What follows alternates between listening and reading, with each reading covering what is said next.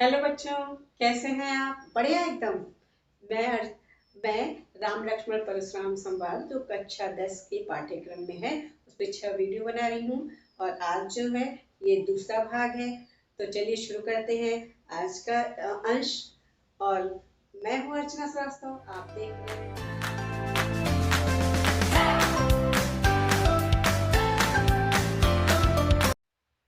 तो चलिए शुरू करते हैं आज का।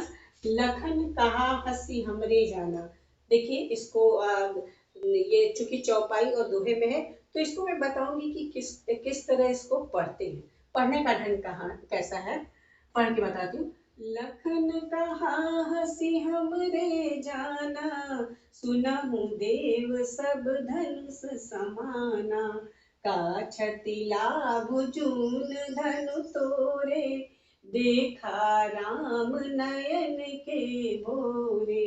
छुअत टूट रघुपति हिन दोसु, मुनि बिनु काज करिया कत रोसु। बोले चितै परुस की ओरा, रेसठ सुनहु सुभाउ न मोरा। बालक बोली बधाओ नहीं तोही, केवल मुनि जड़ जानहि मोहि। बाल ब्रह्मचारी अति कोई, विश्व विदित क्षत्रिय कुल द्रोही। भुजबल भूमि भूप बिनु कीनी, विपुल बार मही देवन दीनी। सहस बाहु भुज छेद निहारा, परसु बिलोक महीप कुमारा। मातु पितहि जनि सोच बस, करसि महिष किशोर। गर्भन के अर्भक दलन, परसु मोर अति घोर। तो बच्चों ये जो इससे पहले वाला था वो परशुराम का संवाद था, उसी का आंसर देते हुए कहते हैं, लक्ष्मण कहते हैं लखन कहाँ हंसी हमरे जाना। वो कहते हैं ना कि जो ये जो धनुष है ये शिव के धनुष को तुम छोटे मोटे धनुष से उसकी तुलना कर रहे हो। तो वो कहते हैं कि लक्ष्मण कहते हैं कि मैंने तो हंस कर कहते हैं कि मैंने तो जाना कि हे देव सब धनुष समान होते हैं, कोई उसमें अंतर नहीं है। काछति लाभ जून धनु तोरे। तो वो जो शिव के धनुष के टूटने से क्या हानि या क्या लाभ है उस धनुष को टूटने से। देखा राम नयन के भोरे, और ऐसा कहते हुए उन्होंने तिरछे नेत्रों से अपने भाई राम को भी देख लिया कि कहीं उनकी प्रतिक्रिया कुछ ऐसी तो नहीं है कि जिससे मैं ये बात ना कहूं। छुअत टूट रघुपति न दोसु, और कहते हैं कि ये जो वो है धनुष है ये तो श्री राम के छूते ही टूट गया। इसके लिए रघुपति या श्री राम रघुपति यानी कि श्री राम दोषी नहीं है। बिनु मुनि बिनु काज करिए कत रोसु। तो वे मुनि बिना कारण अकारण आप क्यों रोष कर रहे हैं, इसके लिए तो श्री राम दोषी नहीं। उन्होंने जो प्रत्यंचा चढ़ाने के लिए उठाया उसी प्रत्यंचा चढ़ाने में ही धनुष टूट गया। बोले चितय परस की ओरा। ये बात सुन के परशुराम बहुत क्रोधित हो गए और अपने फरसे की तरफ, फरसा ऐसे कंधे पे लिए हैं तो उसकी तरफ देखते हुए कहते हैं कि रेसठ सुने स्वभाव न मोरा। हे मूर्ख, तुमने मेरा स्वभाव के बारे में नहीं मालूम है। बालक बोली बधाओ नहीं तो ही, बालक की बोली समझ के तुम्हारी ये सारी बातें मैं सुन ले रहा हूँ। बधाओ नहीं तो ही, तुम्हारा वध नहीं कर रहा हूँ। केवल मुनि जड़ जान ही मोहि। मुझे केवल ना गुफाओं कंदराओं में रहने वाला मुनि केवल मत समझो, मैं तो योद्धा भी हूँ। बाल ब्रह्मचारी अति क्रोही, मैं बचपन से ही ब्रह्मचर्य का पालन करने वाला हूँ। अति क्रोही कोही, अत्यंत क्रोध करने वाला हूँ।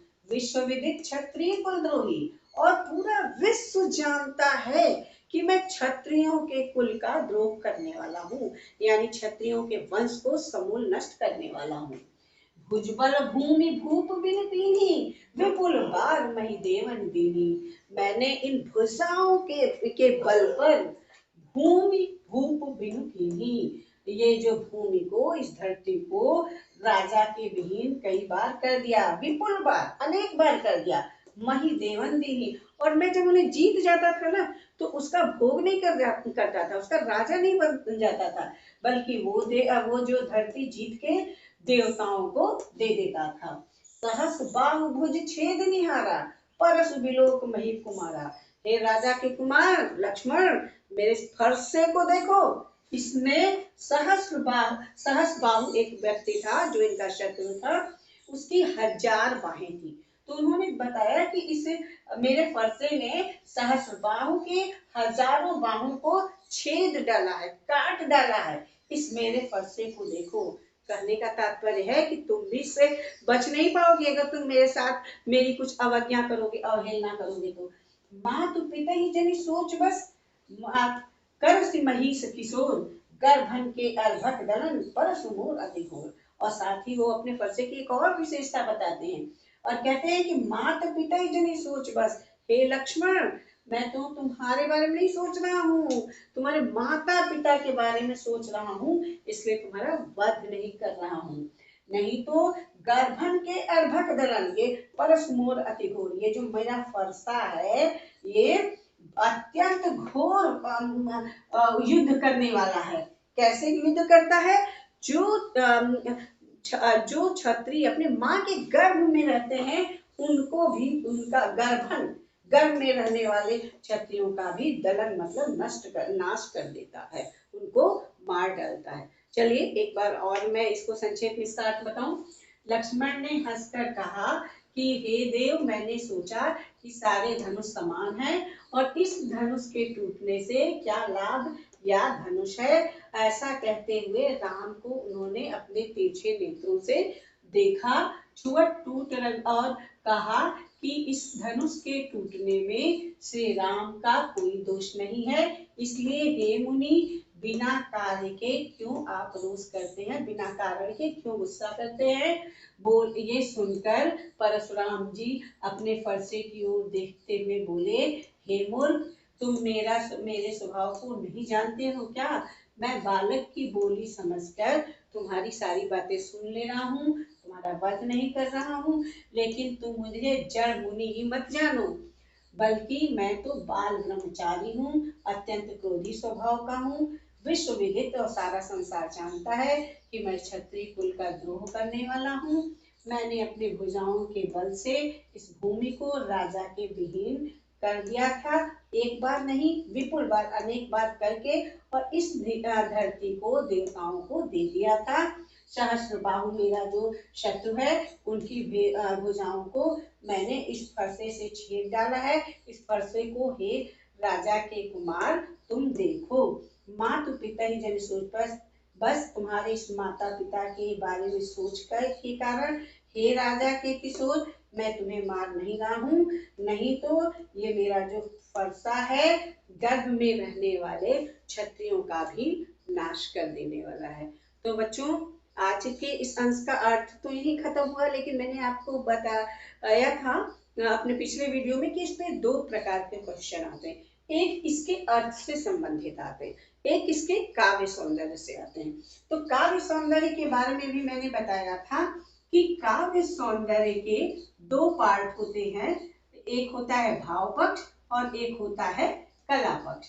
भाव पक्ष में क्या होता है, जैसा कि इसके नाम से ही संबंध समझ में आता है कि उसमें कौन सी भावात्मक विशेषता है ये हमको बताना है, और कला पक्ष का मतलब उसमें कलात्मक क्या विशेषता है ये हमको बताना है। तो आप भाव पक्ष में नंबर 1 डालकर ये लिख सकते हैं कि ये जो है लक्ष्मण और परशुराम के बीच के संवाद को या बातचीत को प्रस्तुत किया गया है। और या तो ये भी लिख सकते हैं कि इसमें अपने बारे में अपनी विशेषताओं को परशुराम ने बताया है, ये भी लिख सकते हैं। तो इस तरह आप 2 पॉइंट वो बना सकते हैं। और कला पक्ष में क्या लिखते हैं, सबसे पहले हम भाषा के बारे में लिखते हैं। भाषा क्या है, इसकी अवधि है और इसके छंद क्या है, मतलब किस तरह से ये लिखा गया है, मतलब ये अंश किस कविता के किस रूप में लिखा गया है। तो दोहा और चौपाई में लिखा गया है, ये आप लिख सकते हैं। और उसके साथ आप रस के बारे में लिखेंगे, जो चूंकि रस आपके कक्षा 10 के पाठ्यक्रम में है, इसलिए आप इसके बारे में भी लिख सकते हैं। तो ये लिखेंगे रौद्र रस है इसमें।